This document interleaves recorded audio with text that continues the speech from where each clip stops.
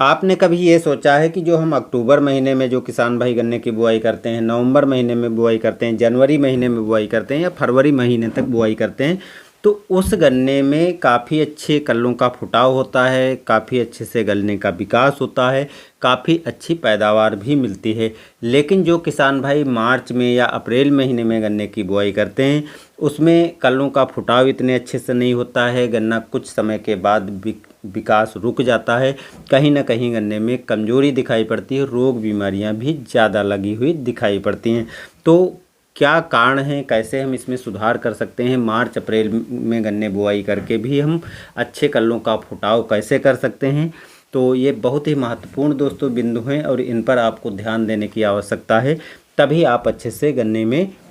इन चीज़ों को यूज करके पैदावार बढ़ा पाएंगे। तो चलिए हम शुरुआत से एक एक चीज़ को आपको बताते हैं जिससे आपको समझना आसानी हो जाए। देखिए, अक्टूबर महीने में और नवंबर महीने में ये टाइम ऐसा है जिस टाइम पर टेम्परेचर थोड़ा कम रहता है, यानी हम देखें तो 28 से 30, 32, 35 डिग्री तक टेम्परेचर रहता है,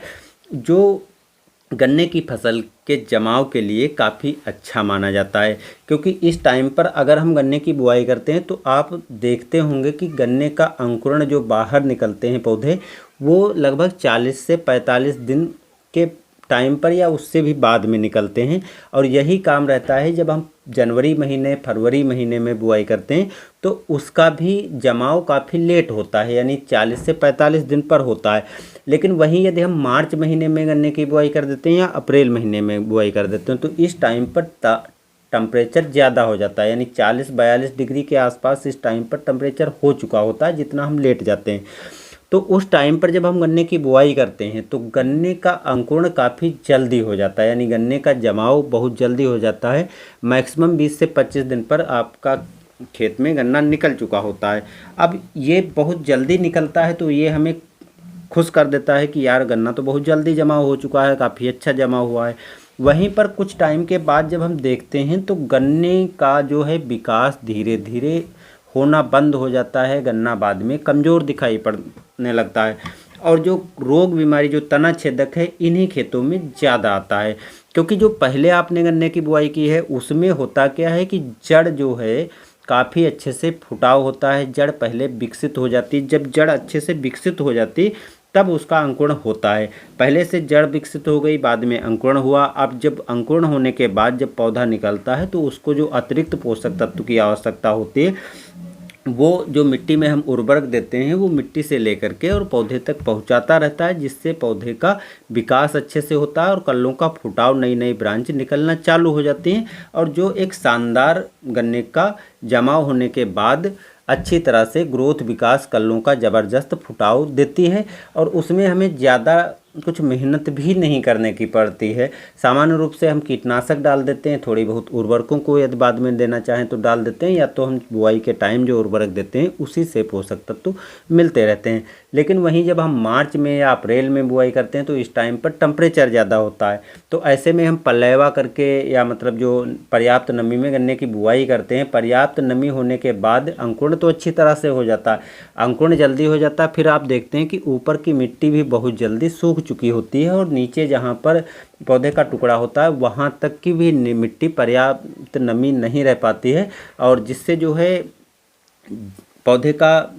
पहले निकल जाना और बाद में जब आप पौधे के टुकड़े को खोद कर देखते हैं तो उसमें जो है कभी कभी कुछ में 1-2 जड़ निकलती है, 2-4 जड़ निकलती है, कुछ पौधों में जो है जड़ भी नहीं निकलती है और किसी में थोड़ी बहुत निकल जाती है। तो इस कारण से जब पौधे का अंकुरण हो जाता है जल्दी और फिर बाद में पोषक तत्वों की ज़रूरत पड़ती है, और पोषक तत्व जो गन्ने के टुकड़े में मौजूद होते हैं वो वहाँ तक मिल जाते हैं, और उसके बाद पौधे को अतिरिक्त पोषक तत्व जब चाहिए होते हैं वो क्योंकि जड़ों का फुटाव नहीं होता, जड़ अर्ध विकसित होती है, जिससे जो मिट्टी में मैंने उर्वरक दिया है वो पौधे को मिल भी नहीं सही ढंग से पाती है, जिससे पौधे का विकास, ग्रोथ आदि सब रुक जाती है। तो उसको अगर हम सही तरीके से पोषक तत्व नहीं दे पाएंगे, सही तरीके से पौधा मेंटेन नहीं हो पाएगा तो कल्लों का फुटाव निश्चित है कि कम होगा, विकास कम होगा, पौधा कमज़ोर रह जाएगा और उत्पादन हमें कम मिलेगा। कभी कभी तो ये होता है कि अगर जरा सी लापरवाही किया है या लेट किया है तो बहुत से पौधे का जमाव होने के बाद भी पौधा सूख जाता है। तो इसलिए आपको जो इस टाइम पर लेट बुआई करने पर भी अच्छी ग्रोथ, विकास, अच्छे कलमों की संख्या चाहिए। तो कुछ विशेष चीज़ें हैं, उनको आपको अपनाना चाहिए। देखिए बहुत से किसान भाई इसीलिए क्या करते हैं, इधर जो लेट बुआई करते हैं वो मिट्टी में सीधे उर्वरक नहीं डालते हैं उस टाइम पर, क्योंकि उस टाइम पर उर्वरक इसलिए नहीं डालते हैं, उनको पता होता है कि जड़ का फुटाव लेट होगा। अब जड़ जब ही नहीं फूटेगी और हम जब सिंचाई करेंगे तो जो उर्वरक हमने पौधे के फायदे के लिए दिया है और सिंचाई कर देने पर उसकी लिंचिंग होगी, वो नीचे चली जाएगी और वहाँ तक जड़ पहुँच नहीं पाएगी। जब वहाँ तक जड़ पहुँच नहीं पाएगी तो पौधे को मिलेगी नहीं। अब जब जड़ देर से विकसित होगी, देर से जड़ बढ़ेगी और वो मिट्टी में नीचे पोषक तत्व चले जाएंगे तो वहाँ तक पहुँचने में काफ़ी टाइम लगेगा और उस टाइम तक जो है पौधे को चाहिए पहले पोषक तत्व जो पौधे को मिल नहीं पाएंगे और जिससे विकास रुक जाएगा। तो इसलिए बहुत से किसान भाई जब पहले सिंचाई करते हैं उस टाइम पर उर्वरक डाल देते हैं, यानी सिंचाई करने के पहले, सिंचाई करते समय उर्वरक डाल देते हैं, एनपीके डीएपी उस टाइम पर डालते हैं। तो हम उनको इस टाइम पर जो लेट बुआई करते हैं इस मामले में होशियार कह सकते हैं। लेकिन ऐसा दोस्तों आपको अक्टूबर और फरवरी तक अगर गन्ने की बुआई करते हैं तो गलती नहीं करनी है, क्योंकि उस टाइम पर जड़ें विकसित हो जाती हैं, पोषक तत्व पौधे को नहीं मिलेंगे या आप उर्वरकों को बुआई के टाइम पर नहीं डाला है। तो इसलिए लेट बुआई करने में तो ये काम चल जाएगा, लेकिन समय पर बुआई करने में ये काम नहीं चलेगा। अब जो मार्च और अप्रैल में बुआई करते हैं तो चाहे आप बुआई के टाइम उर्वरक और सब चीज़ें दे दी हैं, लेकिन जो इस टाइम पर आप पहले सिंचाई कर रहे हैं इस टाइम पर भी आपको उर्वरकों को देना है, जिससे मिट्टी में ऊपर उर्वरकों को पोषक तत्व मौजूद रहें और जब जड़ निकले तो जड़ के माध्यम से पौधे तक पोषक तत्व आसानी से पहुँच पाएँ। और जब जड़ों का ज़्यादा विकास हो जाएगा तो अगली सिंचाई जब हम करेंगे तब तक जो है जड़ें नीचे तक पहुँच जाएंगी। जो पहले हम उर्वरक दिया है उनको भी वो लेना चालू कर देगा, जिससे लंबे टाइम तक आपके गन्ने को उर्वरक के रूप में पोषक तत्व वो लेता रहेगा। तो ये तो आपको फायदे का सौदा बाद में भी हो सकता है, लेकिन शुरुआत में जो उर्वरक दिया है उसके बाद पहले सिंचाई पर लेट बुआई वाले गन्ने में उर्वरक देना चाहिए। मेरे क्षेत्र में सभी किसान भाई ऐसा करना आप चालू कर दिया है। अब इसके अतिरिक्त जो आप उर्वरक बाद में भी देते हैं, जब जड़ ही नहीं निकली है तो पौधे को तो पोषक तत्व चाहिए और वो मिल नहीं पाएंगे, क्योंकि जड़ों के माध्यम से ही तो पोषक तत्व जाएंगे। तो इसलिए आपको पहली सिंचाई के 3 से 4 दिन के बाद जब देखें कि खेत में पाव आराम से जम रहा है, ठहर रहा है, तो आपको 19-19-19 की 1 किलोग्राम मात्रा ले लेना है और एक ग्रोथ प्रोमोटर ले लेना है। ग्रोथ प्रोमोटर यदि इस टाइम पर डाल लेंगे तो पूरा का पूरा फ़ायदा मिलेगा, क्योंकि वो जड़ को विकसित, जड़ को बढ़ाने में काफ़ी अधिक काम करता है और पौधे का विकास भी करने में काफ़ी हेल्प करता है, क्योंकि जो उसमें पोषक तत्व होते हैं ऑक्सीजन और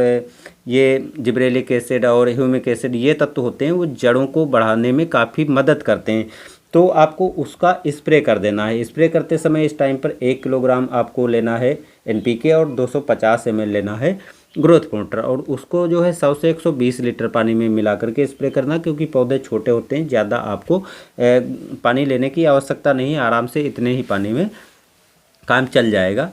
अब इसका आप स्प्रे कर देंगे तो स्प्रे करने के बाद देखेंगे जो पौधे में पोषक तत्वों की कमी होना चालू हुई थी या होने वाली थी वो नहीं होगी और पौधा अच्छे से विकास करेगा और जड़ों का भी काफ़ी तेज़ी से विकास हो जाएगा और गन्ने में नए कलमों का फुटाव भी होना चालू हो जाएगा। तो ये तरीका आपको लेट बुआई वाले गन्ने में ज़रूर अपनाना है, जिससे आप बेहतरीन जो है गन्ने का फुटाव कर पाएंगे, टेलिंग कर पाएंगे और अच्छी तरह विकास कर पाएंगे। अगली सिंचाई आपको 15 से 20 दिन पर ज़रूर कर देनी है और जो खरपतवार नाशी हैं उनको भी इस टाइम पर आपको डालने की ज़रूरत है, तो उनको भी डालिए, जिससे पोषक तत्व जो है आसानी से आपके पौधे को मिले, खरपतवार में वो ख़राब ना हो। तो ये नॉर्मल सी प्रोसेस और थोड़ा सा आपको काम करने की आवश्यकता है, जिससे आप अच्छी तरह से गन्ने की लेट बुआई करने वाले में भी पोषक तत्व और उर्वरकों को और पूरा कर पाएंगे, जड़ों का अच्छी तरह से विकास कर पाएंगे। तो बस दोस्तों आज की जानकारी इतनी ही, मिलते हैं नए वीडियो में,